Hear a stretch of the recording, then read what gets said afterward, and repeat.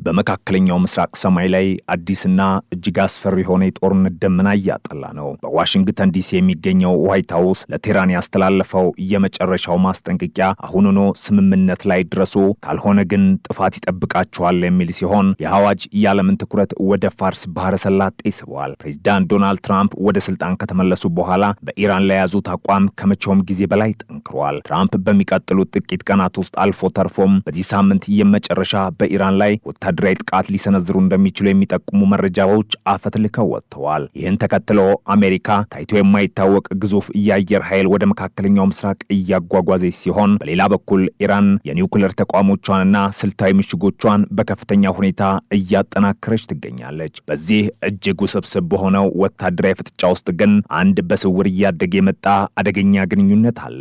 እርሱም በኢራንና በሰሜን ኮሪያ መካከል ያለው ወታደራዊና የቴክኖሎጂ ጋብቻ ነው። ለበርካታ አስርት ዓመታት በምዕራባውያን ማዕቀብ የታነቁት እነዚህ ሁለት ሀገራት አሁን ግን የጋራ ጠላታቸውን አሜሪካን ለመጋፈጥ በሚስጥር እጅና ጓንት ሆኖ መስራት ጀምረዋል። ኢራን ከአሜሪካ የሚመጣባትን ማንኛውም ጥቃት ለመመከት አይኗን ወደ ፒዮንግያንግ አዙራለች። የሰሜን ኮሪያ የረዥም ርቀት ሚሳኤል ቴክኖሎጂና ከመሬት በታች የሚገነቡ የማይደፈሩ ወታደራዊ ምሽጎች ሚስጥር አሁን በኢራን ምድር በስፋት እየታየ ነው። ይህ የአምባገነኖች ዘንግ ተብሎ የሚጠራው ግንኙነት በትራምፕ አስተዳደርና በቴህራን መካከል ያለውን የኃይል ሚዛን ፍጹም በሆነ ሁኔታ ሊቀይረው ይችላል። የአሜሪካ ወታደራዊ እንቅስቃሴዎች አሁን ወደ መጨረሻው ምዕራፍ ደርሰዋል። ዘመናዊ የቢ-52 ቦምብ ጣይ አውሮፕላኖች፣ የኤፍ-22 ድብቅ ተዋጊ ጀቶችና ግዙፍ የአውሮፕላን ተሸካሚ መርከቦች በፋርስ ባህረ ሰላጤ አፍንጫ ስር ሰፍረዋል። ፔንታጎን ለትራምፕ ያቀረበው እቅድ ለጥቂት ሰዓታት የሚቆይ ትክክለኛ ኢላማዎችን የመምታት ዘመቻ ቢሆንም ወታደራዊ ባለሙያዎች ግን ይህ እርምጃ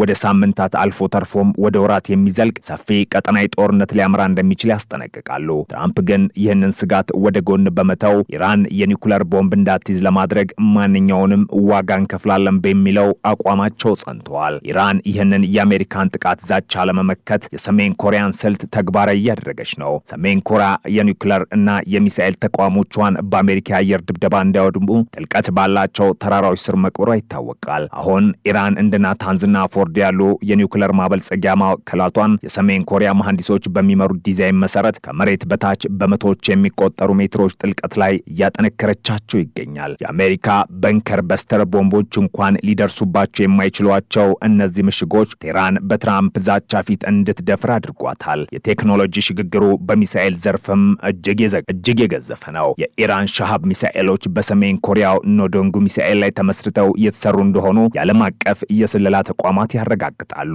አሁን ደግሞ ኢራን በደረቅ ነዳጅ የሚሰሩና በፍጥነት ሊወነጨፉ የሚችሉ ዘመናዊ የሚሳኤል ቴክኖሎጂዎችን ከፒዮንግያንግ እያገኘች መሆኑ ይነገራል። ይህም አሜሪካ በሳተላይት መረጃ ተጠቅማ ሚሳኤሎቹ ገና ሳይተኮሱ ለማጥፋት የምታደርገውን ጥረት እጅግ ፈታኝ አድርገዋል። ሰሜን ኮሪያ ለኢራን የምትሰጠው ድጋፍ በጦር መሳሪያ ብቻ የተገደበ አይደለም። የፒዮንግያንግ ወታደራዊ ሳይንቲስቶች በኢራን ወታደራዊ ካምፖች ውስጥ በመገኘት ስልጠናና የቴክኒክ ድጋፍ እየሰጡ እንደሚገኙም ይገመታል። ትራምፕ ለኢራን የሰጡት ምርጫ ወይ ስምምነት ወይም ጥፋት የሚል ቢሆንም ኢራን ግን በሰሜን ኮሪያ በኩል ያገኘችውን የመጨረሻ መከላከያ እንደ መተማመኛ ወስደዋለች። ሰሜን ኮሪያ የኒውክሌር ጦር መሳሪያ የታጠቀች ሀገር መሆኗ አሜሪካ በቀጥታ ወታደራዊ እርምጃ እንዳትወስድባት ትልቅ የሰሜን ኮሪያ ቴክኖሎጂ አውዳሚነትና ስለ ሀያላን ሀገራት ግትርነት ይሆናል። ዓለም ባንክሮ እየተከታተለ ነው። ታሪክም እየተጻፈ ነው። የኢራንና የሰሜን ኮሪያ ስልታዊ ትብብር አሁን ላይ የደረሰበት ደረጃ በዋሽንግተን ወታደራዊ ስትራቴጂስቶች ዘንድ እንደ ትልቅ የስጋት ደወል ነው የሚታየው። የግንኙነት በወረቀት ላይ ካለ ስምምነት አልፎ በተግባር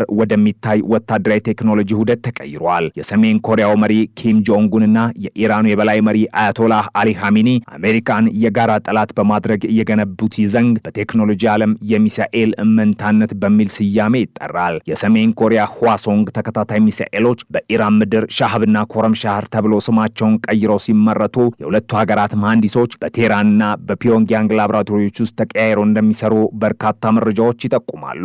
አሁን ላይ ትራምፕ በኢራን ላይ ወታደራዊ እርምጃ ለመውሰድ በሚዘጋጁበት በዚህ ወቅት የሰሜን ኮሪያ ቴክኖሎጂ ለኢራን የመጨረሻው ዋስትና ሆኖ ቀርበዋል። በተለይም በደረቅ ነዳጅ የሚሰሩ ሚሳኤሎች ሽግግር ለኢራን ትልቅ አቅም ሰጥቷታል። በፈሳሽ ነዳጅ የሚሰሩ ሚሳኤሎች ለመተኮስ ረዥም ጊዜ የሚፈጅባቸው ሲሆን አሜሪካን በሳተላይት በቀላሉ ልታያቸው ትችላለች። በደረቅ ነዳጅ የሚሰሩት የሰሜን ኮሪያ ስሪቶች ግን በደቂቃዎች ውስጥ ተዘጋጅተው ወደ ሰማይ መተኮስ ብቃት አላቸው። ፕላን 30,000 ፓውንድ የሚመዝን ታላቁን የዋሻ ሰባሪ ቦምብ ይዞ ቢመጣም የሰሜን ኮሪያ መሐንዲሶች የነደፉት የኢራን ምሽጎች በድንጋያማ ተራራዎች ውስጥ እጅግ ዘልቀው በመገንባታቸው ጥቃቱን የመቋቋም እድላቸው ከፍተኛ ነው። ይህም ጦርነቱ ትራምፕ እንደሚያስቡት በአንድ ሳምንት ሳይሆን ለሳምንታት አልፎ ተርፎም ለወራት የሚዘልቅ የመቆፋፈር ጦርነት ሊሆን እንደሚችል የደህንነት ምንጮች ያስጠነቅቃሉ።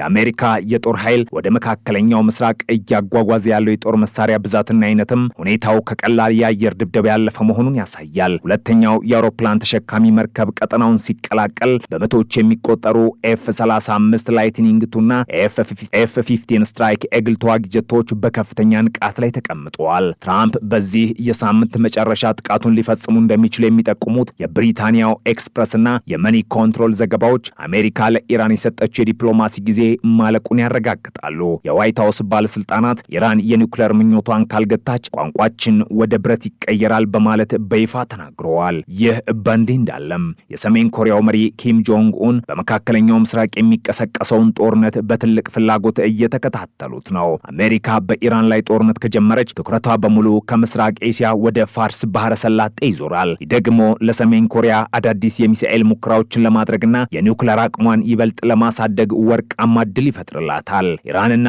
ሰሜን ኮሪያ በአንድ ጊዜ አሜሪካን በሁለት አቅጣጫ ወጥረው የሚያዝ ስልት እየተከተሉ እንደሆነም ይገመታል። ቴህራን ለፒዮንግያንግ የነዳጅ ዋስትና ስትሆን፣ ፒዮንግያንግ ደግሞ ለቴህራን የጦር መሳሪያና የቴክኖሎጂ ዋስትና ሆናለች። ጦርነቱ ቢነሳ በቀጠናው ባሉ የአሜሪካ አጋሮች ላይ የሚኖረው ተጽዕኖ እጅግ አስከፊ ይሆናል። ኢራን ከሰሜን ኮሪያ ባገኘችው የረዥም ርቀት ድሮን ቴክኖሎጂ አማካኝነት በሳውዲ አረቢያ የነዳጅ ማጣሪያዎችና በተባበሩት አረብ ኤሚሬትስ ወደቦች ላይ አውዳሚ ጥቃት ልትሰነዝር ትችላለች። በየመን ያሉት ሁቲዎች ከኢራን በሚያገኟቸው የሰሜን ኮሪያ ስሪት ሚሳኤሎች አማካኝነት ቀይ ባህርን ሙሉ በሙሉ የመቆለፍ አቅም አላቸው። የማለት ጦርነቱ በአንድ ሀገር ላይ ብቻ የሚወሰን ሳይሆን መላውን የዓለም ኢኮኖሚ ሽባ የሚያደርግ ዓለም አቀፋዊ ቀውስ ይወልዳል ማለት ነው። ፕሬዚዳንት ዶናልድ ትራምፕ ግን በዚህ ስሌት ውስጥ እድልን እንጂ ሽንፈትን አይመለከቱም። እኔ እንደ ቀድሞዎቹ ፕሬዚዳንቶች አይደለሁም፣ ቃሌን እፈጽማለሁ የሚለው የትራምፕ ንግግር አሜሪካ ወደ ጦርነት ለመግባት ያላትን ቁርጠኝነት ያሳያል። በጄኔቫ የሚደረገው የኒውክሌር ድርድር አሁንም ቢሆን እንደቀጠለ ቢሆንም የትራምፕ አስተዳደር ግን ድርድሩን እንደ ጊዜ ማጥፊያን የሚመለከተው በኢራን የኒውክሌር ተቋማት ዙሪያ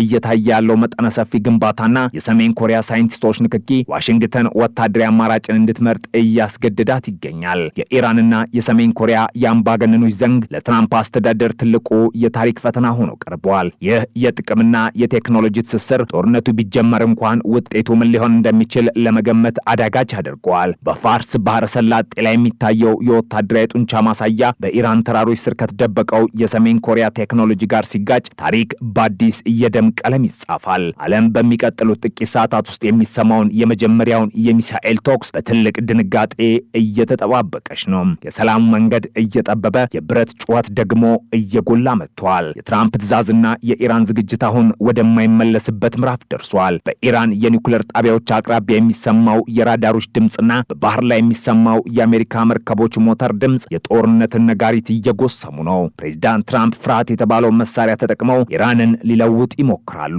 ኢራን ደግሞ በሰሜን ኮሪያ ቴክኖሎጂ በታገዘው ጽናት ትመክታለች። የሰው ልጅ ታሪክ አሁን በትልቅ የባሩድ በርሜል ላይ ተቀምጧል። በጥልቁ የቴህራን ወታደራዊ ማዘዣ ውስጥ የፒዮንግያንግ መሐንዲሶች አሻራ በግልጽ ይታያል። ይህ በኢራንና በሰሜን ኮሪያ መካከል ያለው ግንኙነት በንግግር ብቻ የተወሰነም አይደለም። ይልቁንም በደምና በብረት የታተመ ለአሜሪካ የበላይነት እጅ ላለመስጠት የተቆረጠ የጋራ ቃል ኪዳን። የሳተላይት ምስሎች በኢራን ፎርዶና ናታንዝ ኒውክሌር ማዕከላት ዙሪያ የሚያሳዩት አዲስ የግንባታ እንቅስቃሴ የሰሜን ኮሪያውን ጋንግሰን የኒውክሌር ጣቢያ የሚያስታውስ ነው። በጠንካራ አለቶች ውስጥ በመቶዎች የሚቆጠሩ ሜትሮች ዘልቆ የተገነቡት እነዚህ ዋሻዎች የአሜሪካን ኤምኦፒ ወይም የዋሻ ሰባሪ ቦምቦችን እንዲቋቋሙ ተደርጎ የተሰሩ ናቸው። ፒዮንግያንግ ለ10 ዓመታት በአሜሪካ አየር ጥቃት ስጋት ውስጥ በመኖሯ ያዳበረችው የመሬት ውስጥ ግንባታ ጥበብ አሁን ለኢራን የህልውና ጋሻ ሆኖላታል። የቴክኖሎጂ ሽግግር ወደ ሃይፐርሶኒክ ሚሳኤል ዘርፍም ተሸጋግሯል። ሰሜን ኮሪያ በቅርቡ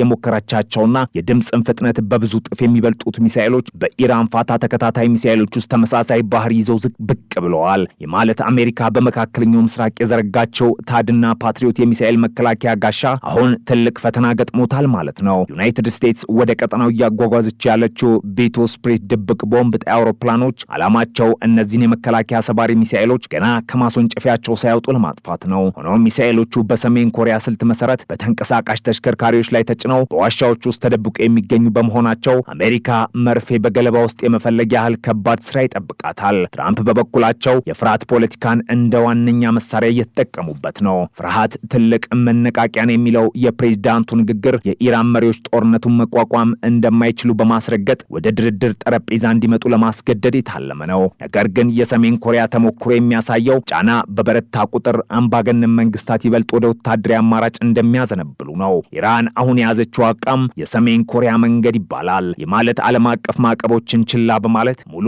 የኒውክሌር ጦር መሳሪያ ባለቤት በመሆን አሜሪካን ለጥቃት እንዳታስብ ማድረግ ነው። ይህ ስልት ከተሳካ በመካከለኛው ምስራቅ ያለው የኃይል ሚዛን ለአንዴና ለመጨረሻ ጊዜ ይቀየራል። የአሜሪካ የጦር ኃይል በቀጠና ያሰማራቸው አዳዲስ የጦር መሳሪያዎች ግን ሁኔታው ከቀላል የአየር ድብደባ ያለፈ መሆኑን ያረጋግጣሉ። ኤክስፕረስና መኒ ኮንትሮል እንደዘገቡት የአሜሪካ የባህር ኃይል በመቶች የሚቆጠሩ ቶም ሃውክ ክሩዝ ሚሳኤሎችን የታጠቁ መርከቦችን ወደ ኢራን ጠረፍ አስጠግቷል። እነዚህ ሚሳኤሎች በሰሜን ኮሪያ ቴክኖሎጂ የተገነቡትን የኢራን ራዳሮችና የመገናኛ ማዕከላት በአንድ ጊዜ ሽባ የማድረግ ተልዕኮ ተሰጥቷቸዋል። የአሜሪካ ስትራቴጂስቶች ስጋት ግን አንዱ ነው። የመጀመሪያው ጥቃት ኢራንን ሙሉ በሙሉ ካላዳከማት አጸፋው ምን ሊሆን ይችላል የሚለውም። የኢራን በሺዎች የሚቆጠሩ ካሚካዜ ድሮኖችንና ሚሳኤሎችን በአሜሪካ ወታደራዊ ካምፖች ላይ ካዘነበች ጦርነቱ ትራምፕ እንደሚያስቡት ፈጣን ድል ሳይሆን ለወራት የሚዘልቅ የደም መፋሰስ ይሆናል። የሰሜን ኮሪያ እጅ ያለበት የኢራን የሳይበር ጦርነት አቅምም ሌላው ትኩረት የሚሻ ጉዳይ ነው። ሁለቱ ሀገራት በሳይበር ጥቃት የአሜሪካን የፋይናንስና የኃይል መሰረተ ልማቶች ለማወክ የሚያስችል የጋራ የሳይበር ጦር አደራጅተዋል። ጦርነቱ በባህር ላይና በአየር ላይ ከመጀመሩ በፊት በዲጂታል ዓለም ውስጥ የሚለቀቁ ቫይረሶች የአሜሪካን የጦር መሳሪያዎች የመቆጣጠሪያ ስርዓት ሊያዛቡ እንደሚችሉ ስጋት አለ። ይህ የጥምር ዛቻ አሜሪካን በታሪኳ ገጥሟት የማያውቁ አይነት ውስብስብ ፈተና ውስጥ ከቷታል። በአሜሪካ የደህንነት ተቋማት ውስጥ ያሉት ባለሙያዎች ኢራን ቦምቡን ለመስራት ጥቂት ሳምንታት ብቻ ነው የቀሯት የሚል አስቸኳይ ሪፖርት አቅርበዋል። የሪፖርት ነው ትራምፕን ወደ ወታደራዊ አማራጭ እየገፋቸው ያለው። የሰሜን ኮሪያ ሳይንቲስቶች ደግሞ በኢራን የኒውክሌር ላቦራቶሪዎች ውስጥ በመገኘት ሂደቱን እያፋጠኑት እንደሆነ ይታመናል። ይህ የጊዜ እሽቅድምድም ዓለምን ወደማይቀለበስ ጦርነት እየወሰዳት ነው። ጦርነቱ ቢፈነዳ ታሪክ የሚዘክረው ስለ ድል ሳይሆን ስለ ቴክኖሎጂ አውዳሚነትና ስለ ሀያላን ሀገራት ግትርነት ይሆናል። የመካከለኛው ምስራቅ ሰማይ አሁንም የጦርነት ነጋሪት እየጎሰመ ይገኛል። የኢራንና ሰሜን ኮሪያ ወታደራዊ ጋብቻ ለዘመናችን ዓለም አቀፍ ስርዓት ትልቁ ስጋት ሆኗል። የግንኙነት በቴክኖሎጂ የበለጸገ በሃይማኖታዊና በፖለቲካዊ ጽናት የተደገፈ በመሆኑ በጦርነት ለመስበር መሞከር ውጤቱ አውዳሚ ሊሆን ይችላል። በትራምፕና በሃሚኒ መካከል ያለው ፍጥጫ በእውነቱ ከሆነ በአሜሪካና በአምባገነኖች ዘንድ መካከል የሚደረግ የታሪክ ፍልሚያ ነው። የፋርስ ባህረ ሰላጤ አየር አሁንም በጭስና በስጋት ተሞልቶ ይቀጥላል። የትኛው ወገን ቀድሞ ቃታ ይስባል የሚለው ጥያቄ የዓለምን ወደፊት እጣ ፈንታ ወስኗል። እነዚያ በኢራን ሰማይ ላይ የሚታዩት የሰሜን ኮሪያ ስሪት ሚሳኤሎች የአንድ ትልቅና አሳዛኝ ታሪክ መጀመሪያ ሊሆኑ ይችላሉ።